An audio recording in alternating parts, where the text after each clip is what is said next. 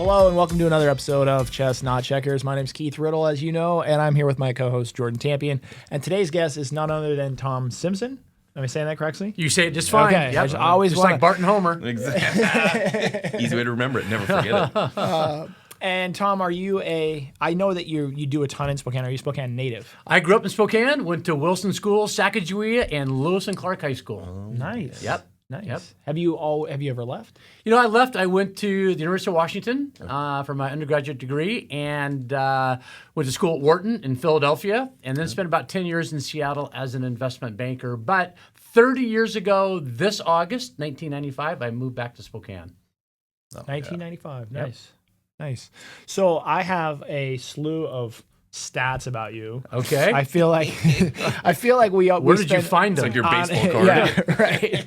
Yeah, ChatGPT. Okay. No, but I feel like sometimes we spend half of our episodes kind of getting to know somebody, which Yep. I'm interested about your story, but I also have a ton of other questions for you. But just really quickly, obviously, you have had a big part in Spokane, but you primarily deal with startups now.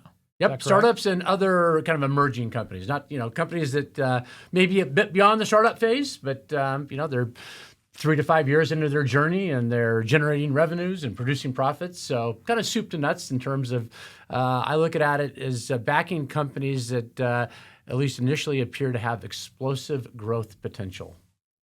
Nice. So how do you go about that selection process? So okay, first of all, I'm going to just state this really quick. So CEO of Ignite Northwest. Yeah. Is that correct?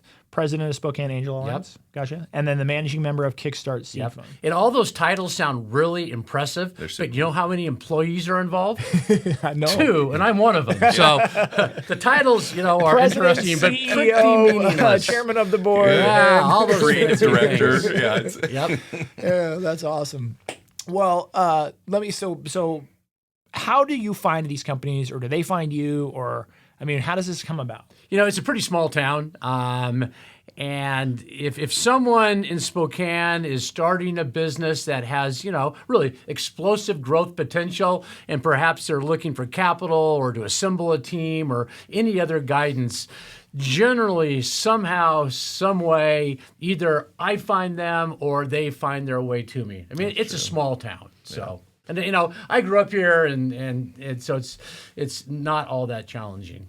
So give me some criteria. What would that look like? Because I'm like, I don't know if I'm starting a juice stand tomorrow. Yeah. Do I qualify? Yeah. Does it have to be some sort of when you say set or stage for explosive growth or could, Yeah. what is it? The way that's a very good question, and entrepreneurs kind of come in 2 different buckets. On the one hand, there might be an entrepreneur that wants to start a woman's boutique in downtown Spokane, and they want to make that the best boutique in Spokane. But they're more of a lifestyle entrepreneur. Okay. When I think of explosively growing, I think of a company whose products or service will not only appeal to local consumers, but regional consumers, national consumers, and worldwide markets. And when I think of a measure of explosive growth, and by Silicon Valley standards, this might sound a little ho-hum, but if I can look at a company and they can reasonably project that maybe in 5 to 7 years their revenues might be $100 million, I'll take that as explosive growth. Frankly, we haven't had a whole lot of companies in the last 5, 10, 15 years that really in 5 to 7 years have crossed that $100 million threshold in that time frame. Yeah. So that's kind of my my definition of explosive growth. and then what are you doing with these companies? I have a little idea, but are you in there running them? Are you on their board? Are you just funding them? Are you running them? The only shelves? company that I probably had a fair degree of operational control over was Green Cupboards or E-Tails. The company actually started with one of my students at Gonzaga. But for the most part, I view my relationship with these companies as kind of like relationships that you might have with friends. Sometimes you see some close friends a lot. Sometimes you see them a couple times a year. And how you interact is not formulaic. It's kind of how it depends. And, some companies, need my guidance for recruiting. Some need it for fundraising. Some need it for corporate governance. But probably the one common thing with most of these companies is I'm an investor in them in some shape or form. Yeah. So tell me real quick about E-Tails. How did that come about? And I got invited to to teach a class in entrepreneurship at Gonzaga, and it was great because they said, Tom, you can just teach it any way you want. They didn't give me some syllabus I had to follow. So I brought in guest lectures and told stories, and one day I said, hey, if you guys are going to be entrepreneurs, you need to know how to give an elevator pitch. So let me give you an example for an elevator pitch for a company I just made up in preparation for this class. And it was a company called Green Cupboards that intended to operate at the intersection of Consumer Reports and Amazon.com for environmentally friendly products. I gave that elevator pitch just as an example. This kid comes up to me after class and goes, Tom, I kind of like that idea. One thing led to another, and when he graduated, we started the company. I provided the first round of investment, and 8 years later, was doing 120 million in revenues, and we sold it. Wow. So what does it do again? Hold on. How does it work? Well, we did a pivot along the way. The initial thought was that we would sell truly vetted, environmentally friendly products on our own website. Gotcha. Within about a year and a half, we came to the conclusion that that required more capital than we had, because in order to advertise our website and market and gain customers was just more capital than we wanted to deploy. But along that time was when Amazon was opening up their marketplace to third-party vendors. So we thought to ourselves, well, why don't we just start, since we were having difficulty finding customers, just use their customers and pay their commission. And we did that and had a huge degree of success. And then probably the more problematic part of it was we said, well, why are we limiting ourselves to environmentally friendly products? Why don't we just sell other things? And that was kind of a pivot that was really very important, but one that culturally kind of rubbed some employees wrong because they loved the mission of the company, that we were environmentally friendly and all of that. So when we pivoted, which was a very good decision, we started writing our own proprietary, now it'd probably be called AI, back then it was algorithms, that we would try to identify products that we would predict would sell really, really well on Amazon. And those were products where Amazon wasn't already involved. It might be a SKU, but just a different color. So we just tried to find gaps on Amazon that we could then fulfill. Wow. Super cool. And so you took that company public? No, we sold it. Sold it. Okay. Yeah. And what year was that? That was 2016. Okay. Yeah. So when did Ignite Northwest come along? Ignite Northwest has been around, I think this might be our 25th year. So it had been around for a very, very long time. And after I sold the company, I was being an active angel investor, and I was asked by the board of Ignite to come in and maybe take it to a new direction, which is what I've done over the last 5 years. Yeah. Gotcha. And how is that different from what it used to look like? They used to. Let's talk about what we do instead. Ignite focuses on kind of, accelerating, funding, and mentoring explosively growing companies in Spokane, Coeur d'Alene, and Sandpoint, and all points in between. Got it. And on the funding side, we have some loan funds that we are able to make loans to emerging companies that are otherwise unbankable. And that's been very successful. I think we've provided, nearly $12 million in loans to about 35 companies in the region, and we can loan up to $500,000. And then, I've got a number of relationships with individual investors, angel investors, and VC funds, so we can help companies along those lines.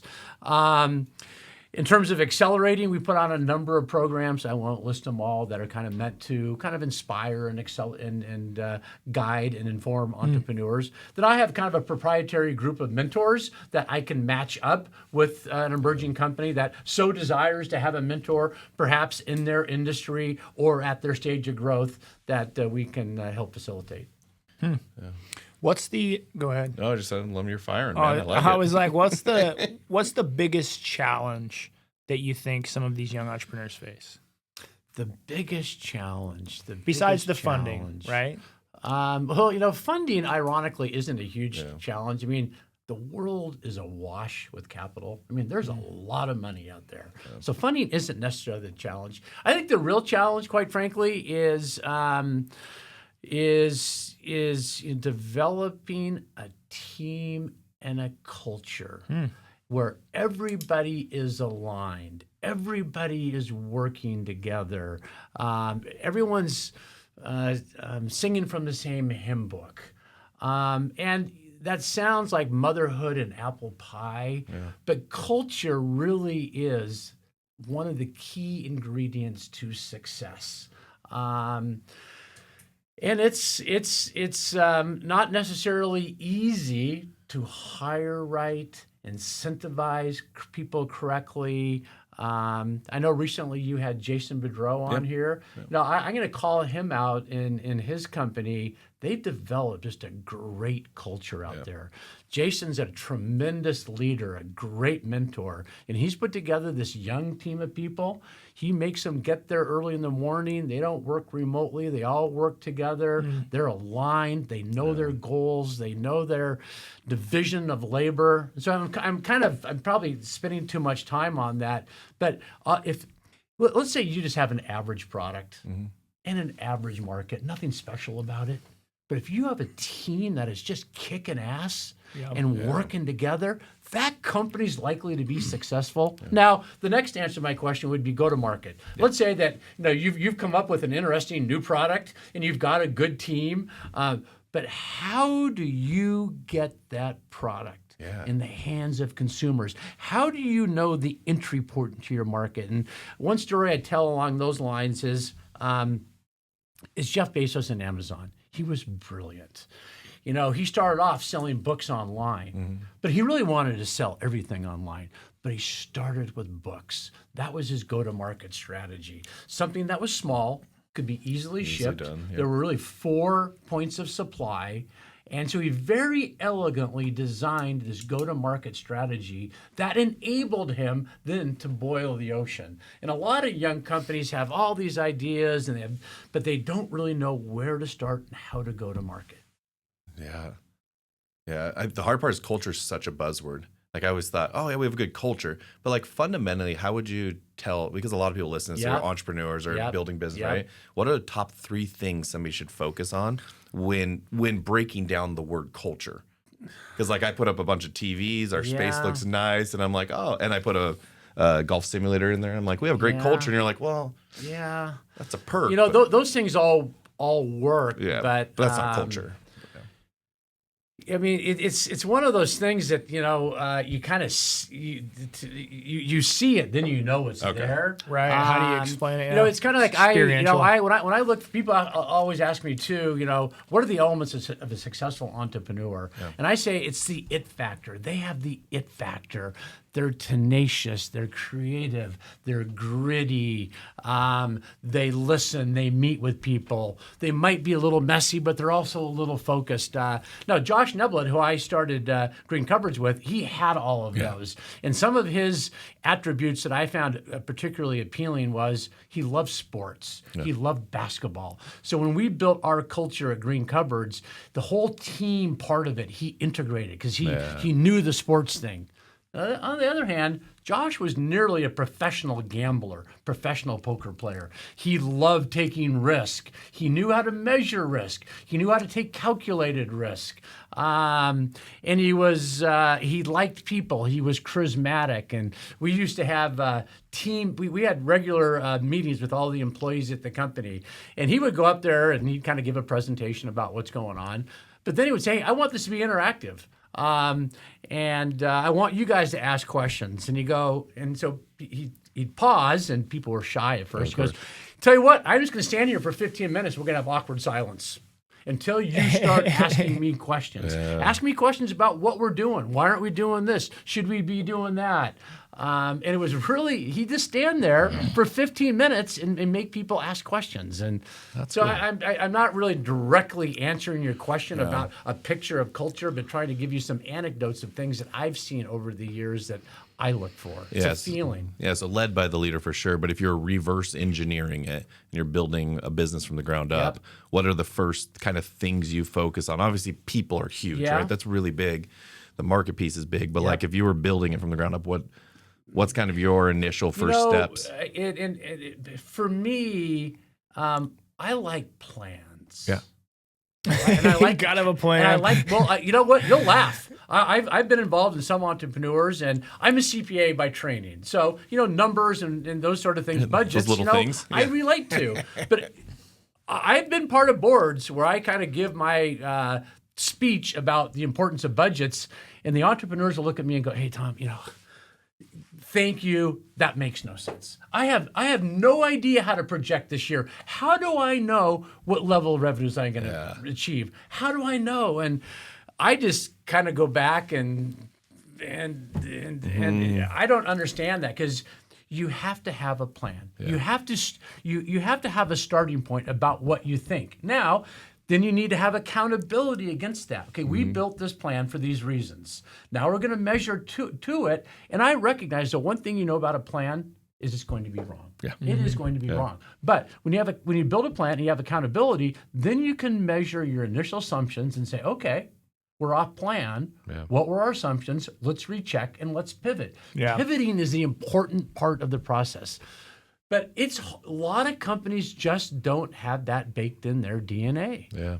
Well, but I think it's very important. Yeah, I actually heard our company because they let me run it, which was the first bad mistake. But what happens with mine is I just see opportunity. And so we, right around COVID, we had a pretty solid management company. Had an HOA group, another one we had about 5,000 doors we were managing. Pretty basic, in my world, pretty boring, but it was going. COVID hits. Love boring companies. Exactly. Well, that's what I'm learning to love boring more. COVID hits, pops up. Guess what? Takes off. Airbnbs. Yeah. So I pivoted an entire section of our management company to take on this opportunity because the margins were 20, 30% for managing them. Well, we failed miserably. Because we knew how to show up from 8 to 5. We knew how to handle a person who lives there for a year tenant, not somebody who's staying for 2 days. Yep. And it was just amazing how, without that kind of plan and future vision of it, everything's shiny, everything makes sense. Yeah. And if I could go all the way back, I mean, who knows what the difference would be. You've got to look at your assumptions. If you're off, why are you off? Yeah. Should you pivot? One of my favorite expressions is, if you don't like change, you will like irrelevancy even less. Yeah. I mean, you've got to constantly pivot and change and adopt. Mm-hmm. Yeah. Yeah. So that's another key thing about successful companies. Yeah. What would you say are the top because you've had a lot of successful companies, what are kind of the top 3 attributes of those ones? Because it's easy to point to like a leader, and I'm like, well, that's tough. I'm probably just going to repeat myself, but culture, planning and accountability. We can just stop now. Focus. Yeah. Focus. Yeah. But like, would Green Cupboards been successful without Josh?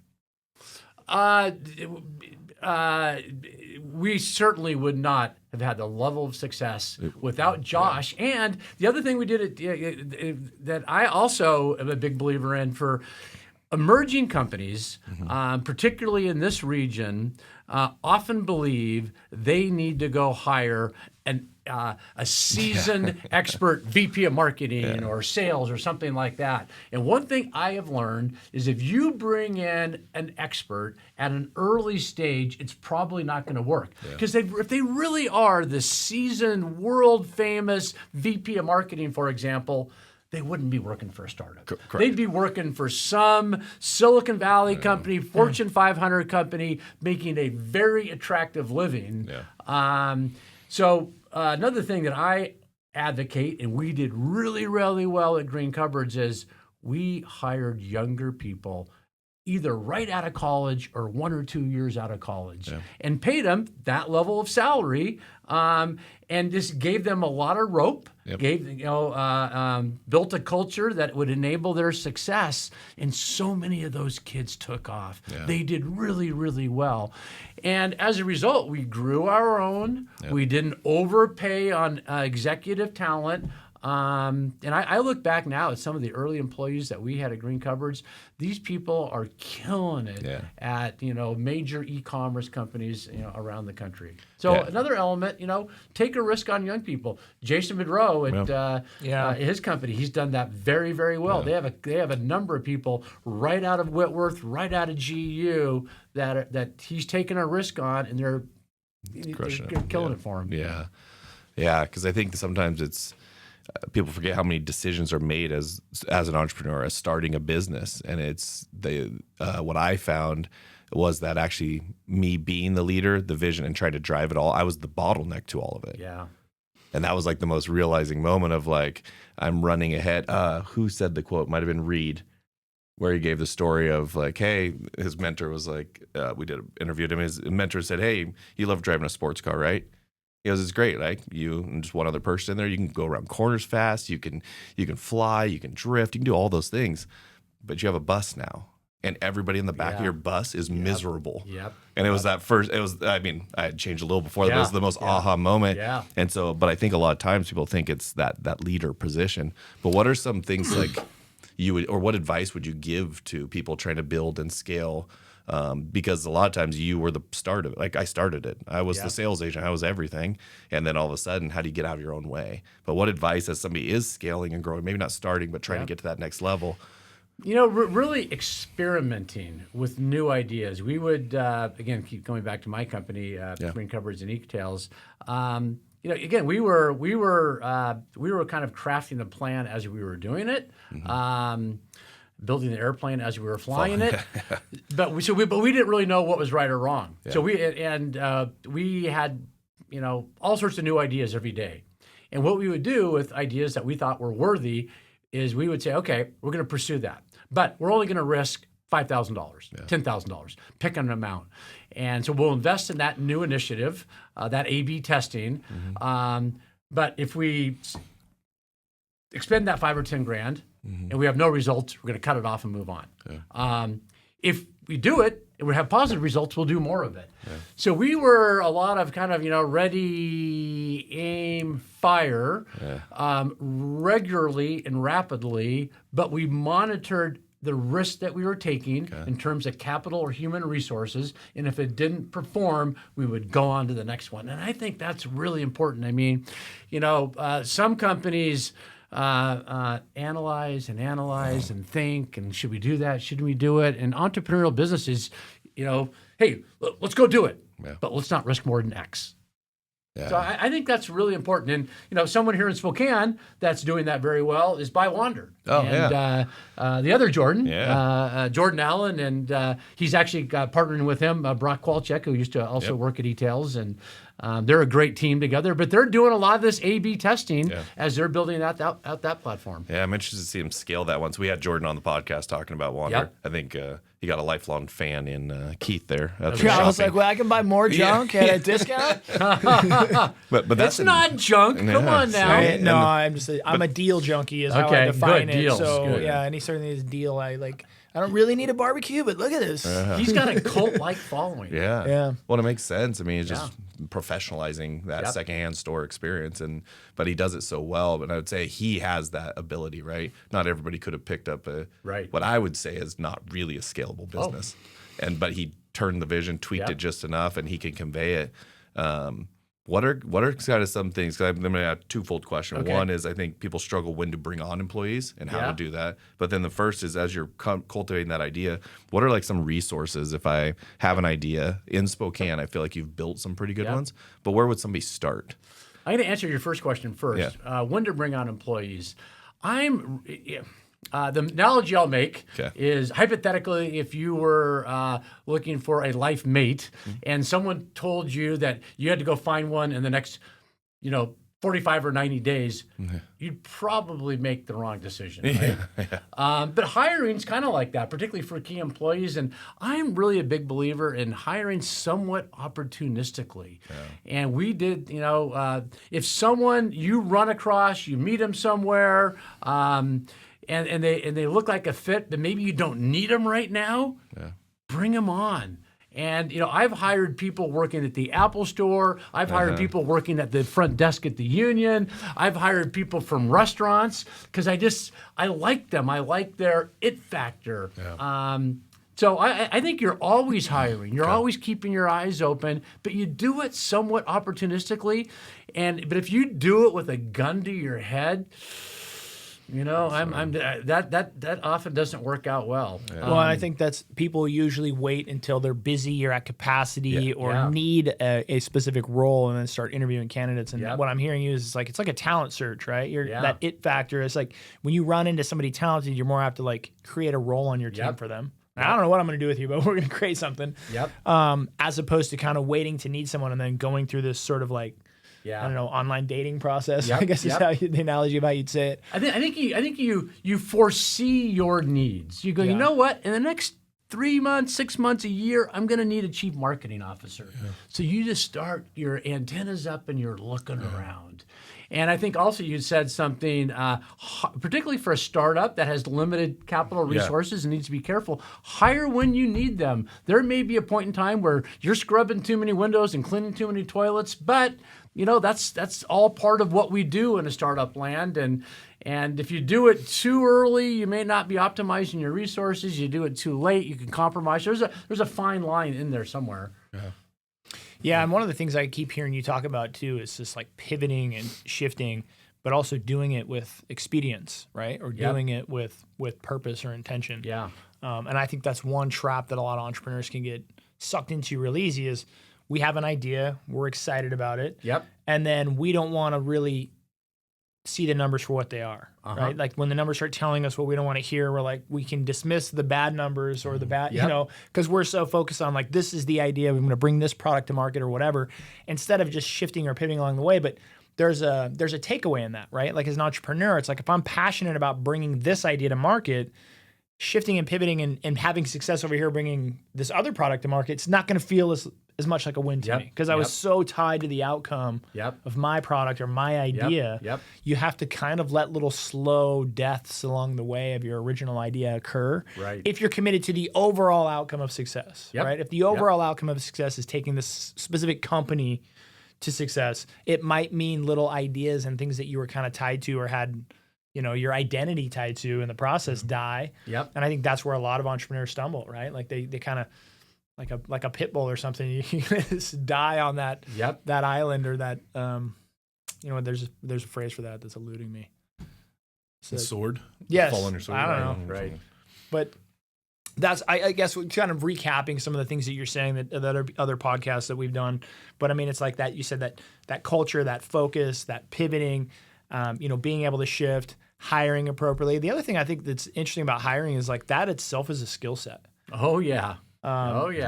Being able to hire people itself is a skill set. And I'd be curious about your thoughts on that as far as where someone could go and seek that sort of. Or again, is it just it's some kind of a experience? learned skill. But I mean, the one thing you want to do, particularly if it's a very key employee, is don't hire them just based on kind of an interview in a conference room. I mean, have lunch with them, go out to dinner with them, socialize with them, bring them by the office, because how someone operates in a real world setting is very different than their scripted responses in the lab, so to speak. Check independent references. If someone gives you 3 references and you call them, guess what? They're all going to be glowing. But do your own searches. Find out where they worked before. Randomly call someone. And people who effectively do that. I've had people call me up and say, "Hey Tom, we're looking to hire someone. I know they worked with you 5-8 years ago," and they catch me off guard like that, and they get an unfiltered response. Yeah, I had a great mentor of mine tell me he called it going 3 deep. But it was basically like for every you asked them for references, they gave you 3. But you asked those 3, hey, who else should I be talking to about this person? Could you give me 3? And he would kind of go 3 deep with the 3 to where like he said by like that 3rd level, these people are not like said necessarily the glowing reviews, but also they're not even necessarily expecting to get a call about that person. And they're like, I don't know. I worked with them for like 3 months in a warehouse somewhere about 5 years. They're kind of a jerk. I don't know. Like you start getting these real candid, they shut up late all the time. Other than that, they were fine, And he's like, but none of these other people would really say that about him, or the other thing too is oftentimes when people get to the reference checking, they pawn it off to somebody else, or it's viewed as kind of a rubber stamp. Hey, we all like this guy. Hey, go check their references. Just make sure they're not a criminal. Boy, spending time on their reference checks is really, really important. Don't just have that be the final last step and have it done quickly. I mean. Make sure that they're. That's a good one. Do you have any those Google type questions that draw out answer or where you're listed? Because we do that. So any big employee has to go to dinner with me, Whitney, Joel, and Julie. Yeah. So and then we do that one for sure. And new investors, I have to do that, and I do that now too, just because you kind of get to see how do they treat the waiter. Did they show up on time? Were they there? What did they order? And so it's been a good one. But are there other like questions or things or I ask them a lot of just personal things. Hey, why are you here? Why do you want this job? But it's all unique. It's kind of based on, and I try to weave things in that are on their resume, previous jobs they've had. Why did you like it? Were there people you didn't work well with? Kind of, get them off track a little bit. Turn over their resume. Hey, walk me through your background. Tell me what you've done. Why are you in Spokane? Yeah, this might not work for everybody, but for the culture piece, when I was building Synergy, we call it the 3 beer test. But it's like, we're going to go out and have 3 beers. But it was like by that 3rd beer, it's like, we got to still like this guy too, right? Yeah. Or gal. But it was one of those things. It's or getting him around. The other one I thought was always interesting was getting him around their spouses or their significant others. Yeah. So we'd take them out to dinner or drinks, but we'd say, hey, invite your significant other. Because for me, that was always a big thing of like, how do they talk to their spouse? Yeah. Right? Are they like dismissive? Are they like, it was always a tell for me. It was like, what was the dynamic between the spouse and the significant other or the boyfriend? But even when you do all that, you're going to make mistakes. So for sure. The important thing too is fire fast. Yeah. If after you brought them on and kind of in 30 or 45 days you're going, it's not going to get better. Yeah. Just have the hard conversation and slow to hire, let them go with respect. Yeah. That's good. Well, one of them I wanted to spend too because I is kind of Spokane now, bringing it even more Spokane. So you came back in '95. How much has the entrepreneurial ecosystem changed from 1995 Spokane to 2025 Spokane? I think it's changed a lot. Yeah. When I came back, there really weren't a lot of organized efforts or entities to work with entrepreneurs. Now there's many. I mean, there's the entities I'm involved with. There's Launchpad, there's Fuel Co-working, Evergreen Bioscience, the HSSA. So now there's just a lot more resources. More dedication. We've had a number of success stories. Spokane's, is recognized by VCs outside of the area. So it's a lot different. Our downtown looks a lot different. Yeah. We have a lot of successful people that have moved in the city that have worked with large tech companies or other startups, and they serve as angel investors or mentors. But really, the best thing that happened to Spokane was COVID. Yeah. Because first of all, one real legitimate complaint that people could have about Spokane pre-COVID is it's hard to hire people. Yeah. You might be able to hire someone, but their spouse won't want to move here. Now with remote work being more embraced and all the tools to enable it, someone looking for a key position here in Spokane can really recruit anywhere around the world. Yeah. At the same point in time, people I was going to strongly disagree with this primary statement, so I was like, "Where's he going with this? That was awful." Yeah. But what you're saying is the remote work aspect. Yeah, but I'm not necessarily saying everyone needs to be remote, but let's say a company here in Spokane needs a vice president of marketing or sales. That person could live anywhere, frankly. Sure. And a lot of the companies I'm involved with kind of do have a hybrid approach. They have their key core group of people here in Spokane, but there may be some key people that they were unable to recruit to be here in Spokane, but they can live elsewhere. Now we can find those people. We can bring those people into a company.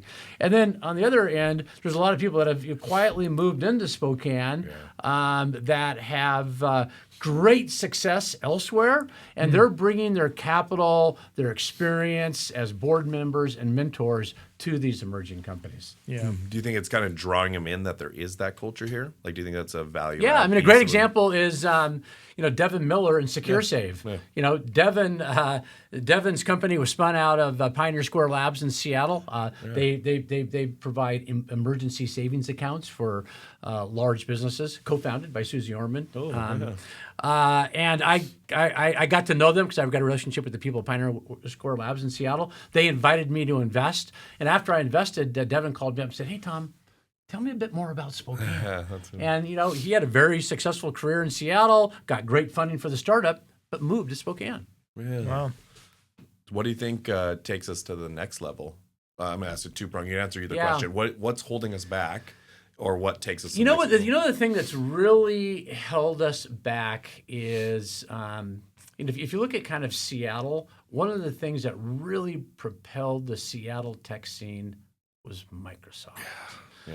And we just haven't had one of those companies yet that has had tremendous success, stayed in our city, and then spawned all of these other companies. I mean, I've heard it referred to as a lightning strike event. Seattle had a lightning strike event with Microsoft. We haven't had that yet. Yeah. Are we positioned to have one? Like, is a Spokane? Of course we are. We kind of came close with it. I mean, if you go back, shortly after I moved back 30 years ago, one of my first investments was in Packet Engines, founded by Bernard Daines. Yeah. He grew that company. We sold it for like $300 million to Alcatel, and then he went on and started Worldwide Packets, which we sold to, forgetting the name of the company right now, starts with a C. Yeah. But had those companies stayed in Spokane, when the acquirers bought us and promised to stay in Spokane, that might have been a different outcome. But it's super interesting. How does downtown, or kind of the revitalization, or some would argue the lack of certain revitalization, hurt or help that effort? Because it's kind of where you land, get to the airport. Well, I think.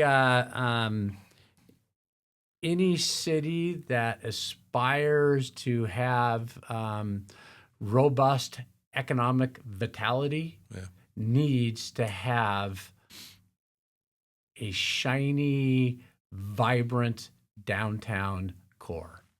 And I love Spokane, but I'm concerned about what I see in downtown right now.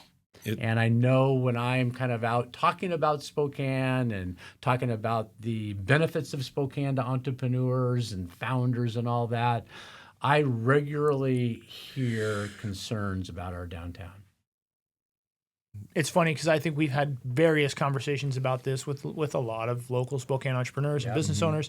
And I feel like the sentiment is it's actually gotten better, or it's getting better. Like, I don't know that it's as bad as it was for me, at least a few years ago. Like, I don't. But at the same time, it's not. It seems like it's a far cry from where we would call it, like, good. Could you quantify, in your opinion, why it's better? Well, the building we're currently sitting in is not too far from downtown, and so I've been trekking down here more. I mean, I've come down to downtown Spokane most of my life, but as I've come down to Spokane, I think there was a period of time there where I would say the homelessness was more out of control, the drug use was more out of control. It seems like they've reined in some of that, and I feel like it's gotten a little bit cleaner now. The office space, the vacancy, all that kind of stuff. I mean, it's still a far cry from where it used to be. But there was a point where in front of the public library, or like there were some spots where it was like, man, at least I feel like they've cleaned up some of Riverfront Park and the main areas. That's just my vibe from being down here more and just seeing like it over the period of the last 2 or 3 years. I feel like it's cleaned up a little bit. But so I'm in the heart of it. My office is on 2nd and 3rd. You might as well call it the homeless highway. And then I live at Lola Lofts. I get to see the west end of town, and then we're doing the Peyton project right in the heart of downtown. And so what the city has done, I would say, I'm going to go pro, what the city did, and probably forced to do, was they added better clean teams. So DSP and Emily's team, way better cleanups. We present like a tourist city, so I think that's the pro.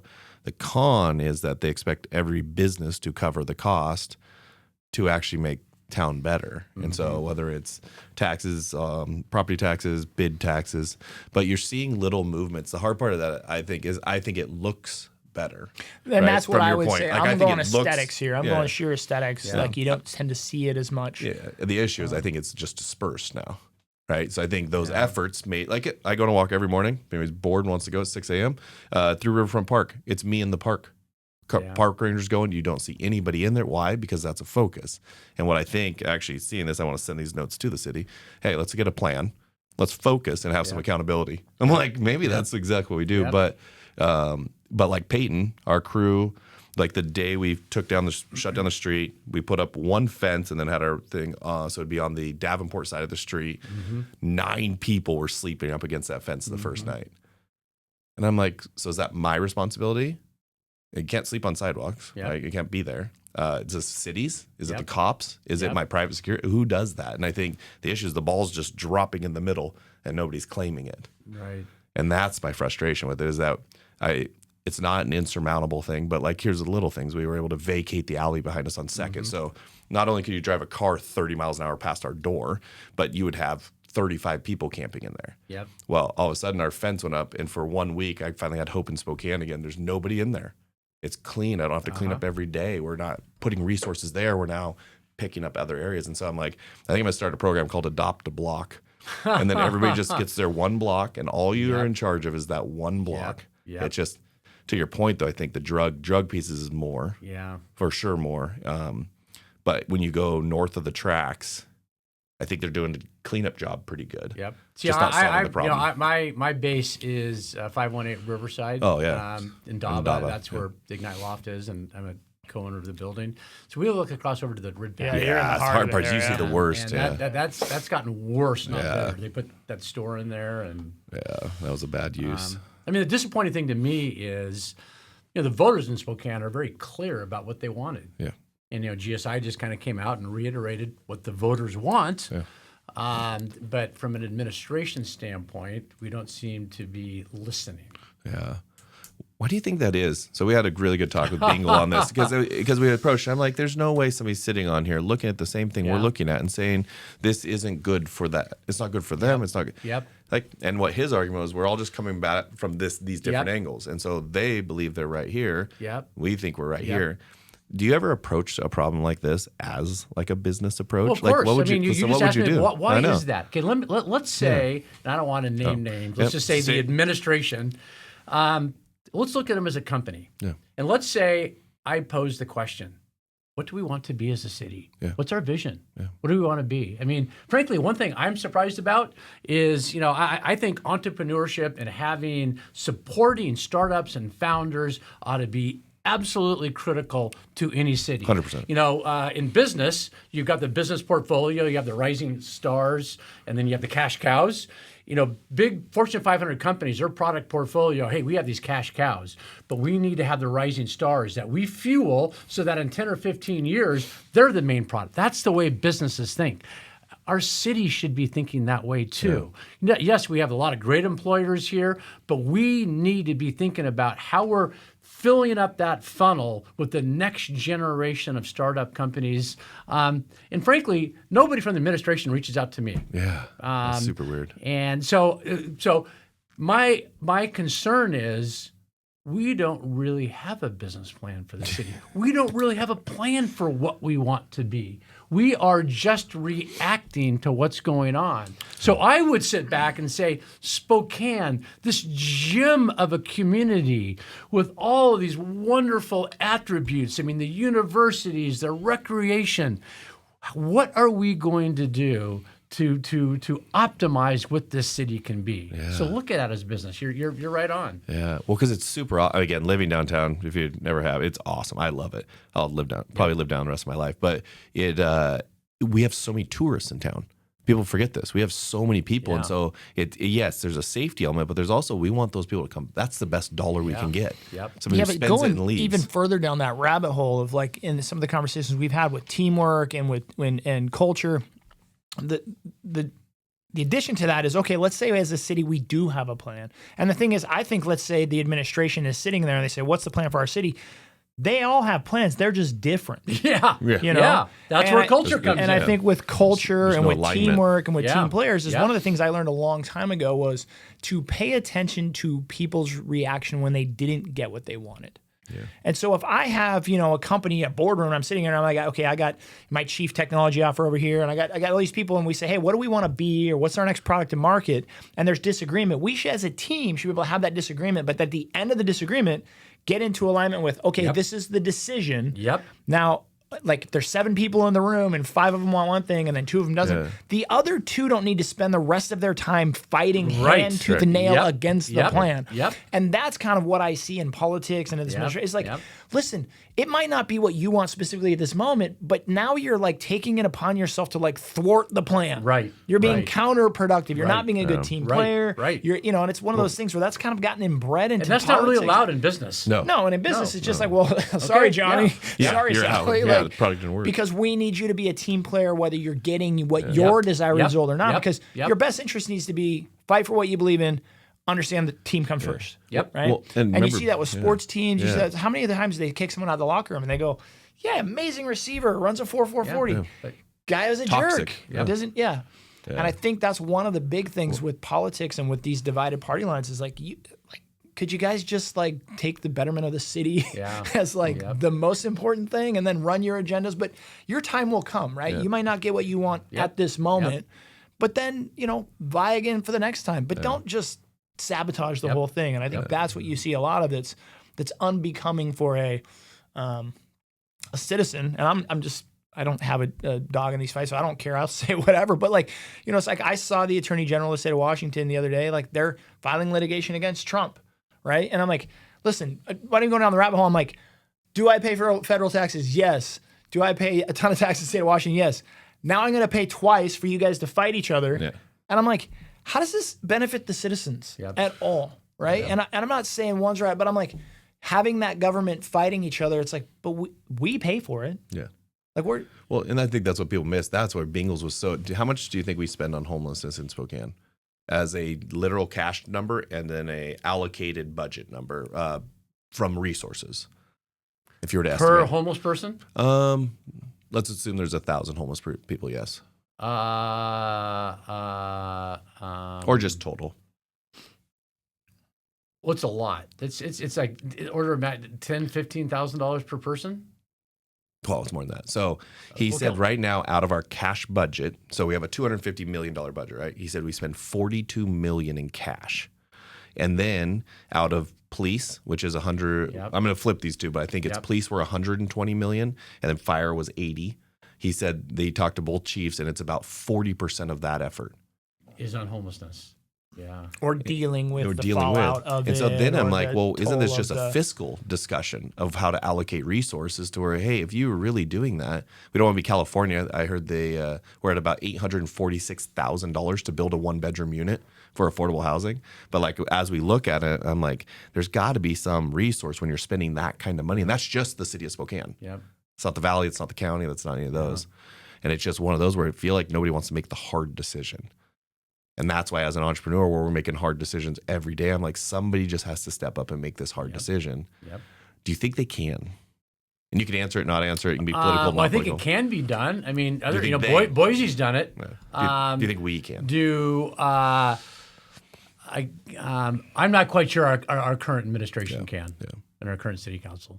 I don't think they can. So what are things we could be doing? Because obviously we kind of just press pause or what's that movie? Click where you can just fast forward 3 years. But what are things we could be doing as business people, as citizens, as... Well, as you may know, I'm part of the Spokane Business Association. Right. And we're working on a number of initiatives to strive to do all of that. Nice. How do they find out more info about that? Because I actually really love... kind of there's a website, Spokane Business Association, and we just hired a new CEO, Brad Barnett, and we've got Gavin Cooley there, and so we are working to try to address all of these issues. Nice, yeah, and I feel like that's the difference in my mind. Is I don't know that it got better, but people care now. And they care in the right way. They care in the right way. Like before, I think I made a statement 3 years ago. I said Spokane's tough because we're a lake mountain city. So everybody goes away for 3 months to the lake. They come back, get really upset for a month, and then they head to the mountain for 3 more months. Then they come back, get really upset for a month. And so nothing ever got actioned. I feel like for the first time, it's not just being said, it's being actioned and then being implemented. Right. And now it's just getting more people at the table to do their part. So because I feel like that is a big one. Like that's the whole reason we did Brick West. I mean, obviously I like beer, but I wanted a place when I picked up an investor at an airport and I drove them in. Our first stop's always Brick West because I'm like, this is what our town, this is what we can do. There's families playing. You're in the downtown urban area. And I was like, but then on my walks in the morning, I'm like, this is the coolest city. I've gone to a lot of cities, and I feel like that sometimes gets undermined by. I mean, it's a beautiful city. Yeah. And that's it's just sometimes just concerning when it's not operating to its potential. Yeah. Do you think we get more businesses if we didn't have the homeless problem? Do you think more people relocate here? Yeah, I commonly hear from people that come to Spokane, they go, "Wow, you've got a real problem here." Yeah. I'll never forget the CEO of the company in Seattle told me they came through Spokane. They go, "God, I don't know how you live there." Yeah. That's kind of the pot calling the kettle black, though. Yeah, I know. I recognize that, but yeah. Yeah, so. And I think that I draw back to the people who are these elected officials are in charge have to have a bigger love for the betterment of the city than they do their political agenda. I mean, that's step number one, I think. And the hard part, I think they would say they do. Well, this is where I think the crux of it after talking to Jonathan. I think they have a love for their vision of what they think Spokane should be, not the vision. Correct. Yep. Right? Yep. And I mean, we clearly need to take care of people who are in Spokane that need social services. 100%. We absolutely need to do that. Okay, how do we fund that? Yeah. We have a vibrant business community of companies and others that are generating revenues and paying taxes. Yeah. So on the one hand, you've got to recognize in order to pay for that, you need to have businesses that do that. Yeah. And business isn't bad. Business is not bad. Business is good. And I think we need to kind of have that balanced viewpoint that, we need to take care of people in Spokane. We also need to have a thriving business community because they all play off of each other. Yeah. I mean, well, I think with what John, the bigger the tax base, the more the taxes we have to. Yeah, and I think the aerospace piece and what John, like they call all that stuff, I feel like we're positioned there. And so it's almost one of those, you want to start this process now so that as those businesses breed and stay and go and grow. I'm super bullish on Spokane. I still think it has a lot of that capability. It's just we'll get through all this. I mean, everything comes in seasons and cycles. We will get through this. Yeah. Well, that's what I'd remind people. I mean, and you would know better. You grew up here, but wasn't downtown historically poor? The poorest of poor, right? It's where they stacked everything. Yep. And so I was like, to solve it in a few years isn't going to happen. Yeah. And back when I came back in 1995, the Davenport was boarded up. River Park Square was kind of disheveled, and so I mean, the downtown looks a lot better than when I came back in 30 years ago. Because what Walt Worthy did, what the Coles family did, and a lot of other like what you've done. I mean, it's cool. It's a beautiful downtown. Yeah, yeah. I think of it a lot like Larry's building over there. Feels like it's going slow, but the third floor is going on, then the fourth, then the fifth, and I'm like, so nope. You got to be a product of that change. I'm going to shift gears here one more time, and I want to ask a question that's just been on my mind with young entrepreneurs. What would you tell a young entrepreneur or somebody coming out of college who's thinking about doing a startup or going on their own? What should they look at or analyze or be a deciding factor between them joining up with somebody else's idea versus going out on their own idea? Well, let's say they have an idea, let's say they have an idea for a business. Right out of college is the best time to do it. Or when you're young, you're in your early mid-20s. Because you likely don't have a mortgage, you likely don't have a significant other, you likely don't have children, all those things that otherwise make you more conservative and risk-free. I mean, that time frame in life, if you have an idea for a company, is a great time to start it. Now, let's say you want to be an entrepreneur, but you don't really know a lot about it. I mean, go work for a startup. And get that experience and kind of learn what the dynamics are of a successful startup. And some people are just idea people. Others are just, good teammates. And, and entrepreneurs come in all different flavors. And you might be the founder sort, or you might just be really good at working with others for the common good to make the company successful. Yeah. So I think entrepreneurship in your early career is a great path. Yeah. I mean, working for yourself, working for a company that grows rapidly. I mean, it's just highly rewarding. I mean, you guys work for yourselves. You know how that is. I mean, you guys are both entrepreneurs. Well, some days. Well, but it's one of those things. We've had some conversations with like, there's a huge opportunity right now with like business ops and like buying someone's traditional business. There's a lot of people out there that have businesses that have been around for 50 years or 30 years, and they're great businesses, and there's no succession plan or something like that. And it's like we've had that conversation of like, if you're a young person with some money or some tenacity or want to work hard, it's like, well, maybe you buy grandpa's 30-year-old business that's tried, true, and proven, learn it, and then take it to the next level, as opposed to starting ground up base zero. But what you're saying is, first and foremost, what I hear you saying is you have to have an idea. Right? Like that's important. That would be important. But I just am curious as to what advice you'd give. But what you're basically saying is get involved with startups, find your place there. And and is that event, the pitch one, is that open to anybody?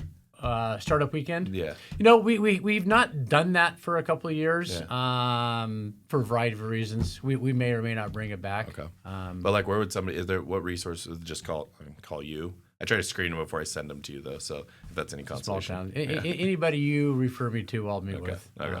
But I mean, there's a lot of resources. I mean, you know, Ignite, Spokane Angel Alliance, Kickstart funds, what Bill Clevis is doing at Launchpad, and Steve Neff with a Springboard, and you know, Aaron at HSSA, and Michelle at Evergreen Bioscience. There's a lot of people out there that are helping young companies, and we all work well together and collaborate. And oh, that's cool. Yeah, I couldn't be more thankful for what you do in town. It's a sector that we need. Like we're in Boise too, and I'm like, they have Micron. Yeah. You kind of eliminate a lot of problems, and that's just one of the big ones, right? They have Simplot, and it's just amazing what having that as the anchor versus we have cool parks and we have a Fairchild Air Force Base. Yep. Both great, but that's not an anchor. That's not the resilience. That lightning strike event where Micron. I like that. We need to have that. You text me when that hits. Just sitting around waiting for lightning to strike. Okay. Yep. I don't know if that's a great plan, but it's not. It's just gonna be a placeholder. I think it's just repetition, right? We just need more activity. Yep. Well, thank you so much. Yes, thank you. Love it. Love the insight. Love to have you back again sometime in the future, if you wouldn't mind. Absolutely. And for all of our listeners out there that are young entrepreneurs or interested in this startup world, what's the best way for them to potentially get a hold of you or get in contact with you or learn more about? I'm pretty easy to find.